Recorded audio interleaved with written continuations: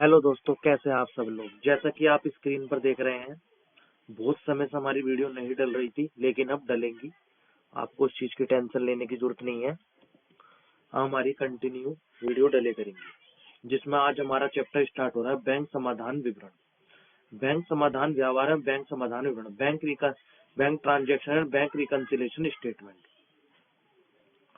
तो अब हम अकाउंट की क्लासेस आपकी डे बाय डे इसमें डले करेंगे, जिसमें आपके क्वेश्चन भी करा दिए जाया करेंगे। आप इसमें देख सकते हैं हमारी ये पीडीएफ, ये हाथ से बनाए हुए कुछ नोट्स हैं। तो दोस्तों, इससे आपको थ्योरी करने में और प्लस न्यूमेरिकल करने में भी हेल्प मिलेगी।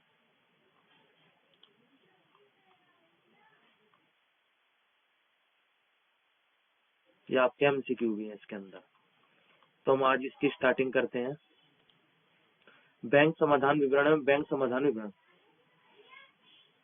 व्यवहार और विवरण। ओके,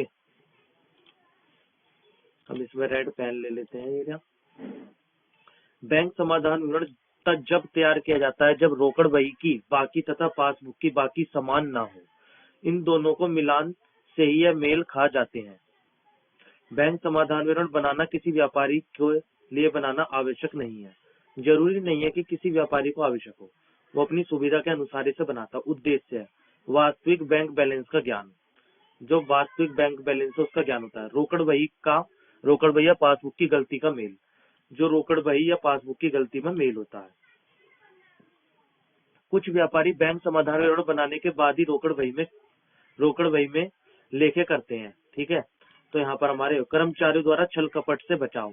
जो कर्मचारियों द्वारा छल कपट से बचाव का मीनिंग यह है कि मान लो हमने किसी कर्मचारी को पैसे दिए 10,000 रुपए, उससे कहेगी बैंक में जमा कर लाओ। माई चांस मान लो उसे दिए, तो बैंक में उनने 9,500 करे या कुछ वो करे, मान लो उन्होंने रसीद भी नहीं दिया, किसी वजह से हम रसीद लेना उससे भूल गए, तो हम उसके द्वारा पता कर सकते हैं कि भाई कहाँ पे क्या हुआ था। रोकड़िया पे नियंत्रण रहता है, मतलब जो आपका कैश संभालता है उससे भी नियंत्रण रहता है। बैंक समाधान विवरण बनाने के लिए दोनों पुस्तकों के शेषों में से किसी एक पुस्तक का शेष आधार माना जाता है।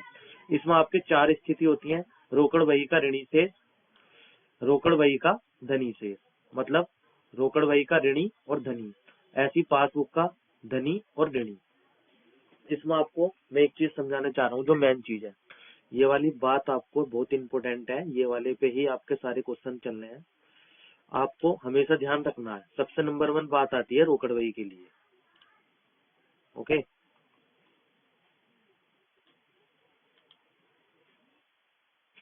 तो अगर हम रोकड़ बही की बात करें, मैं इसमें दूसरा पेन यूज कर लेता हूँ, ग्रीन। हाँ जी, तो रोकड़ बही में सबसे पहले एक चीज देखिए आप, रोकड़ बही और पासबुक। सबसे पहले हम पासबुक बात करें। पासबुक में जब आपके अकाउंट में पैसा जमा होगा तो वो क्या होगा, ऋणी होगा या धनी होगा? वो धनी होगा। या आपके अकाउंट में आ गया। ओके, पासबुक के हिसाब से। लेकिन रोकड़ बही में क्या होगा? रोकड़ बही में ही वही चीज जब आप जमा करते हो तो वो क्या होगा, ऋणी होगा, डेबिट होगा। आपने देखा होगा कैश बुक होती है, ये डेबिट साइड होती है, ये क्रेडिट साइड होती है। इधर सारी जमा, इधर सारे एक्सपेंसेस आते हैं, इस टाइप से आते हैं हमारे।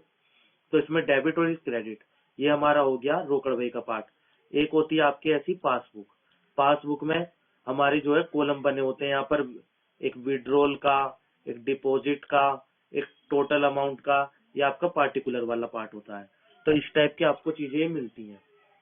तो इसी तरीके से आपको मेन चीज जो ध्यान रखनी है, अगर हमारे पास पैसा जमा हो रहा है, रोकड़ बही में क्या होगा, ऋणी होगा, और पासबुक में क्या होगा, धनी होगा, मेन चीज। फिर उसका दूसरा, अगर खर्चे हैं तो रोकड़ बही में धनी हो जाएंगे और पासबुक में ऋणी हो जाएंगे। यदि रोकड़ बही के शेष ज्ञात नहीं हो पा रहा है, क्या ये तो ऋणी होगा। ठीक है, यदि पासबुक का शेष ज्ञात नहीं हो पा रहा है तो धनी होगा। ओके, मतलब ये इसका मीनिंग क्या है, इस लाइन का मीनिंग ये है, ये समझिए, अगर हमारे क्वेश्चन है, क्वेश्चन आया, उसमें क्वेश्चन में कुछ नहीं लिख रखा, बस ये लिखा है रोकड़ बही का शेष, तो आपको क्या मानना है, ऋणी मानना है। और अगर आपके पास पासबुक का है तो पासबुक का क्या मानना है, आपको धनी मानना है। ठीक है, कुछ महत्वपूर्ण तथ्य, चेक है एक बेचान साध्य पल्ले। चेक क्यों आया, क्योंकि इसमें चेक का भी यूज होता है। बैंक समाधान विवरण किसके द्वारा बनाया जाता है, ये व्यापारी के। ये वाला क्वेश्चन आप मोस्ट इंपोर्टेंट लगा लीजिए, ये एग्जाम में आपको देखने में मिल जाएगा, किसी भी तरीके के एग्जाम आप देंगे उसमें देखने को मिलेगा। बैंक समाधान उन्होंने तैयार किया था रोकड़ पुस्तक, कॉलम शेष से या पासबुक के शेष से। बैंक समाधान में बढ़ाने की विधियां चार कौन कौन सी विधियां हैं जो हम इनका यहाँ पे कर चुके हैं। उसके नीचे आते हैं, चेक पर दो तिरछी रेखा रेखांकन कहलाता है। सबसे अधिक ब्याज मिलता है स्थायी जमा खाते पर। बैंक अधिविकृत की सुविधा देता है चालू खाते पर। बैंक समाधान क्या है, एक विवरण। अब आप देख रहे होंगे हमारे यहाँ पे क्वेश्चन स्टार्ट हो गए। एक क्वेश्चन ये है, एक क्वेश्चन ये है, एक क्वेश्चन ये है, एक क्वेश्चन ये है, एक क्वेश्चन ये है, और ये आपके एमसीक्यू, कुछ एमसीक्यू हैं। तो दोस्तों ये हम ग्रुप पे डाल देंगे, जो हमारा व्हाट्सएप पे भी ग्रुप बना हुआ है, प्लस आपका टेलीग्राम पर भी ग्रुप बना हुआ है। तो आपको वहां पर ये दोनों पीडीएफ मिल जाया करेंगी आप, तो आप वहां से देख सकते हैं। तो ये क्वेश्चन हम कल की क्लास में कराएंगे, ये वाले और प्लस एमसीक्यू। तो आपका कल मैक्सिमम ये मान लिया बीआरएस खत्म हो जाएगा, फिर उसके बाद में आपके इसके अलावा एक पीडीएफ और डालूंगा जिसके अंदर आपको मैक्सिमम क्वेश्चन करने के लिए, सोल्व करने के लिए मिल जाया करेंगे। तो ये आपका जो बेसिक है वो क्लियर हो जाएगा।